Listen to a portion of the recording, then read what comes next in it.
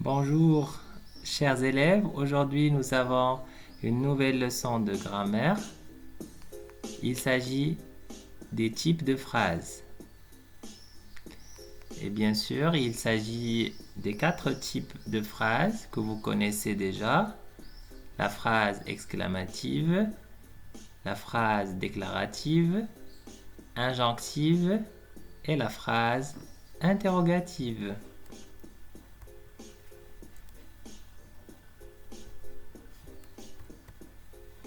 Alors, bien sûr, il faut faire un petit rappel. D'abord, qu'est-ce qu'une phrase? Une phrase, c'est quoi? Alors, la phrase a un sens. Elle commence par une majuscule et se termine par un point. Et je vous donne 2 exemples. Le premier, Guillaume est l'apprenti du sorcier. Deuxième phrase, le sorcier habite dans un château. Vous pouvez vous en apercevoir. La phrase est une suite de mots mis en ordre.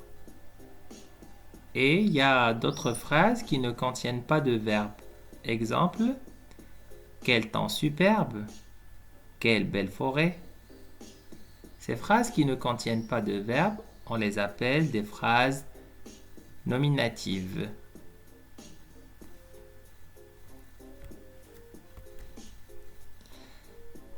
Alors, cette leçon de grammaire est à la page 146 de votre manuel Croque-Feuille CM2.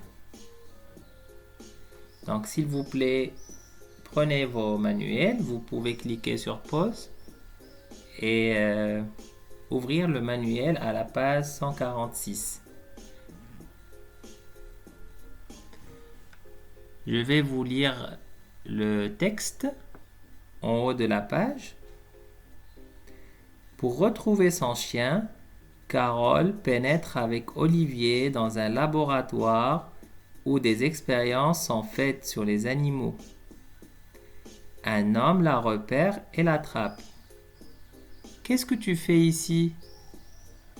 Heureusement, Olivier a surgi. Lâchez-la, c'est ma sœur. Qu'est-ce que tu fais là avec ta sœur? Calmez-vous, on n'est pas des voleurs, on cherche notre chien. Dans ce texte-là, vous remarquez que nous avons utilisé plusieurs signes de ponctuation.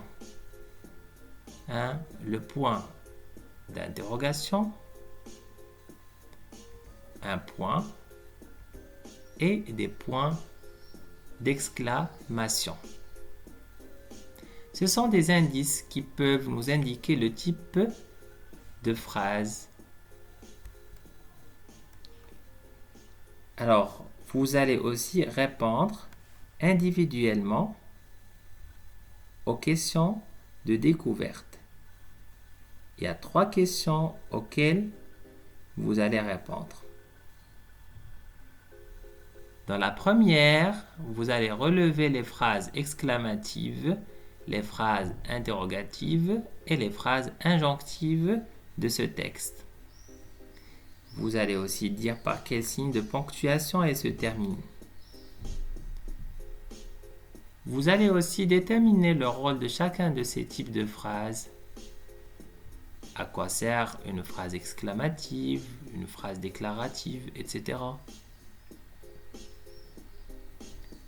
Vous allez aussi expliquer l'emploi du point d'exclamation à la fin d'une phrase injonctive. Les autres phrases du texte et de l'introduction sont des phrases déclaratives. Dans l'introduction, je vais essayer de relire.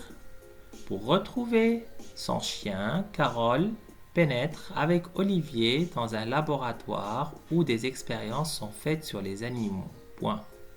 Il s'agit de la première phrase déclarative. Un homme la repère et l'attrape, c'est une autre phrase déclarative. Vous allez nous dire ou bien deviner dans quel but elles sont employées. Vous pouvez mettre la vidéo en pause et répondre à ces 3 questions. Ça va vous prendre 5 à 10 minutes au plus. Et vous pouvez revenir à la vidéo pour que vous compariez vos réponses aux miennes. Bonne chance, chers élèves.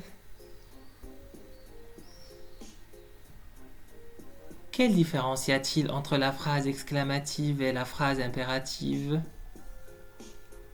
La phrase exclamative exprime un sentiment. Je vous donne un exemple. Quelle belle robe, quelle belle journée. Elle se termine par un point d'exclamation. Et la phrase impérative ordonne, c'est-à-dire elle donne un ordre, commande, elle interdit. Exemple, attends-moi, silence.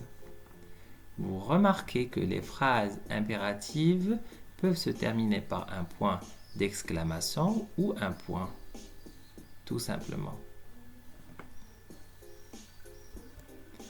Voyons voir maintenant la différence qu'il y a entre la phrase déclarative et la phrase interrogative. La phrase déclarative, comme son nom l'indique, annonce un fait, un jugement. Elle déclare, elle donne une information. Exemple, il pleut. Elle se termine toujours par un point.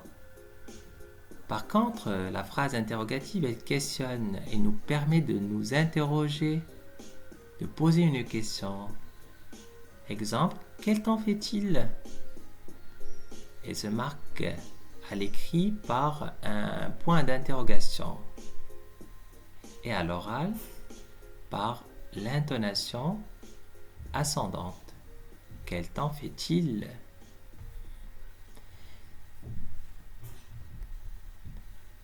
Vous devez par la suite, chers élèves, réaliser les exercices 1, 2 et 3 de la page 147 du manuel Croquefeuille CM2. Et remettez-moi ces 3 exercices avec votre devoir sur Classroom pour le corriger. Voilà. Merci mes chers élèves de votre aimable attention. Notre vidéo tient à sa fin, ainsi que notre leçon. À la prochaine!